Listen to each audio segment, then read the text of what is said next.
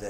আমরা আগামীকালকে আমাদের এই বাণিজ্য মেলা আমাদের মাননীয় প্রেসিডেন্ট মহোদয় উদ্বোধন করবেন।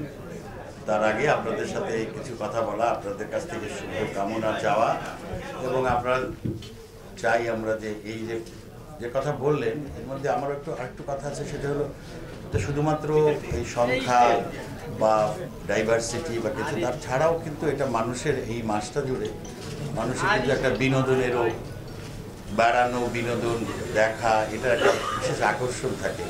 অসংখ্য মানুষ আসে দেখতে, ঘুরে বেড়াতে, একটা আনন্দের মতো ব্যাপার হয়, সেটা কিন্তু একটা যথেষ্ট গুরুত্বপূর্ণ। পাশাপাশি যেটা অর্থনৈতিক ব্যাপার, সেটা তো আমাদের চেয়ারম্যান সাহেব বলবেন, ভিসি সাহেব বলবেন।